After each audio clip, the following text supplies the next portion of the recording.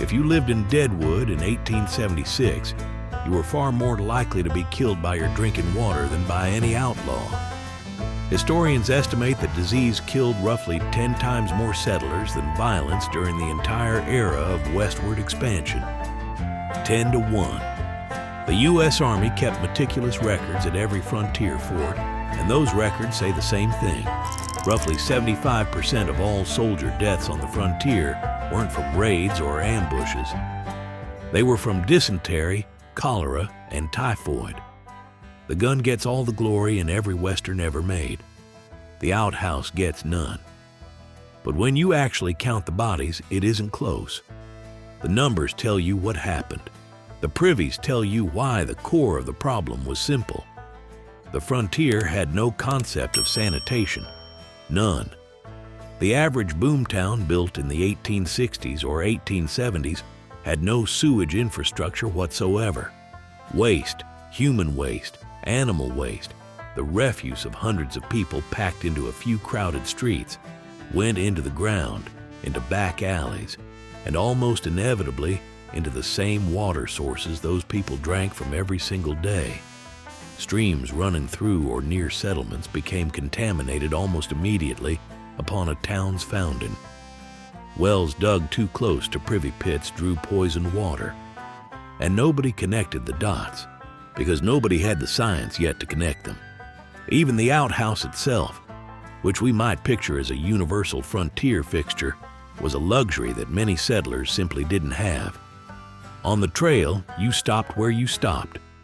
Wagon trains moving west along the Oregon Trail in the 1840s, 50s, and 60s created a corridor of human contamination stretching across half a continent. Historians estimate that somewhere between 20,000 and 30,000 people died making that journey, and disease, not ambush, was the dominant cause of death. Cholera, in particular, hit wagon trains with devastating speed. A traveler who woke up healthy could be dead before sundown. The trail became so lined with crude graves that some immigrants reported being able to follow it by the markers alone. The trail was deadly enough, but at least on the trail you kept moving. The men who stopped, who built towns and decided to stay, walked into something worse. When gold or silver was struck, in California in 1849, in the Black Hills in 1876, in the silver seams of Arizona throughout the 1870s and 80s, towns erupted from nothing almost overnight. Thousands of men descended on a patch of raw earth, threw up wooden buildings, and started digging. What they didn't build, what there was never time or money or political will to build, was a sewer system. Deadwood, Tombstone, Dodge City. These names ring through history like gunshots. But walk their streets in their heyday, and what hit you first wasn't danger. It was a smell. Privies were dug fast and shallow, often directly adjacent to the wells that supplied drinking water. In Tombstone, Arizona, possibly the most romanticized town in frontier history, there was no municipal water infrastructure at all until 1881, and even then, it was unreliable and unevenly distributed. In the summer heat of the Sonoran Desert, waste decomposed quickly and leached into the soil at speed. The men who swaggered through the Birdcage Theater and the Crystal Palace Saloon were drinking water that would turn a modern health inspector white as a ghost. And speaking of saloons, those legendary institutions of frontier life were perhaps the most unsanitary establishments imaginable. Chamber pots emptied into back alleys. Water barrels that supplied the bar were rarely, if ever, cleaned, sitting in the heat and growing things that had no business being grown.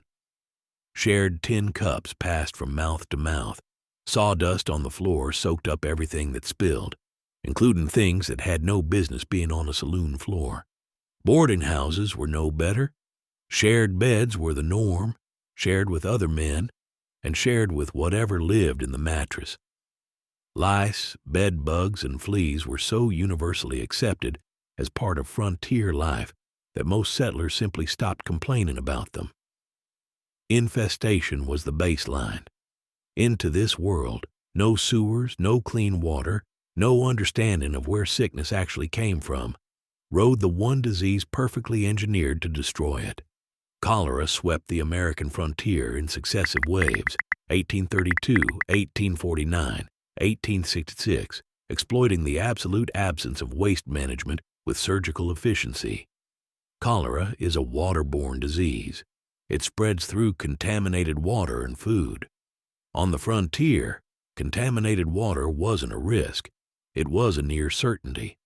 The 1849 outbreak, timed almost perfectly with the mass migration of the California gold rush, killed an estimated 5,000 people along the California Trail in a single season.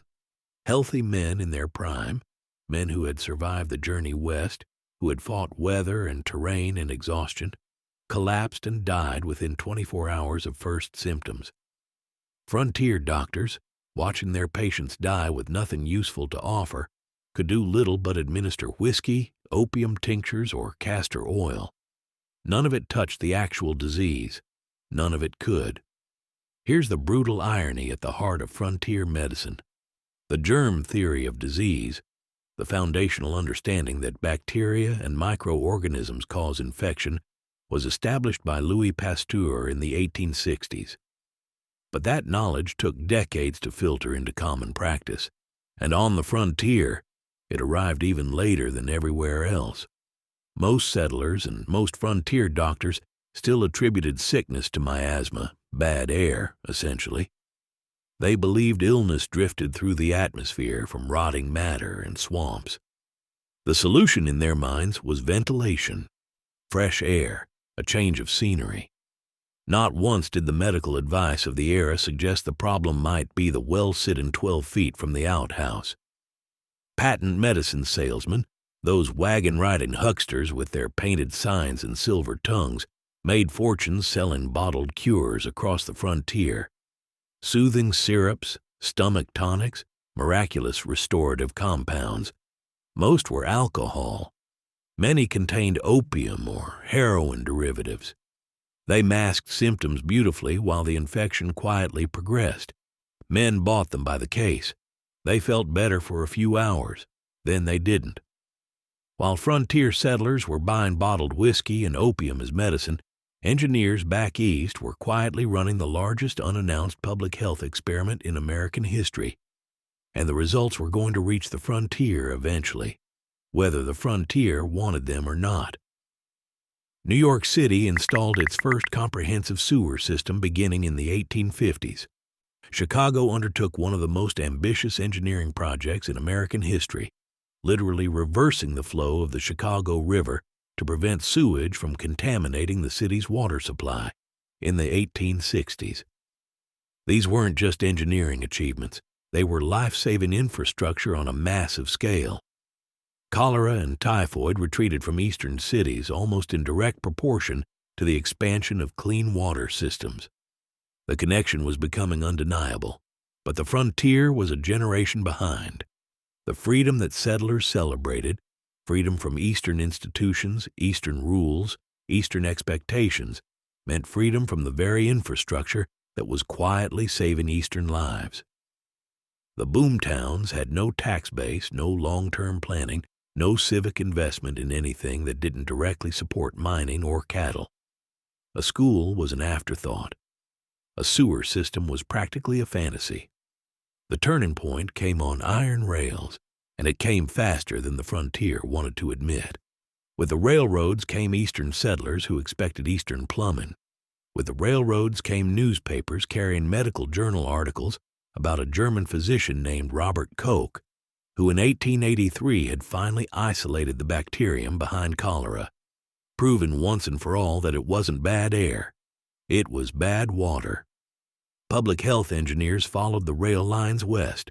Municipal governments, finally stable enough to think beyond the next season, began investing in water infrastructure. Slowly, grudgingly, the frontier started cleaning itself up.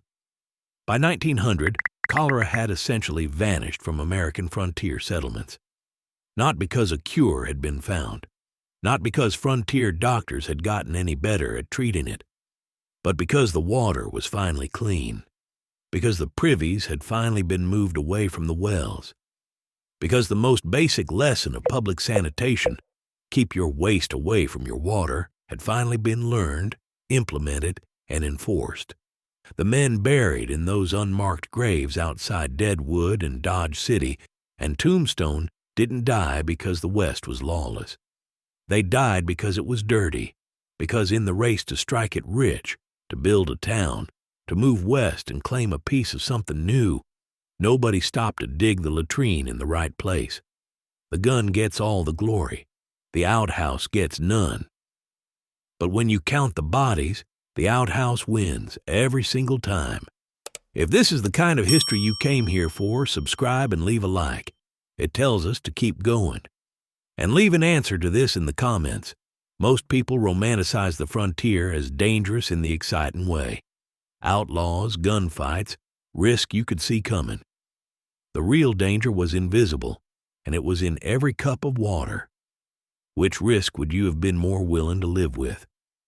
The answers on this one tend to run strong.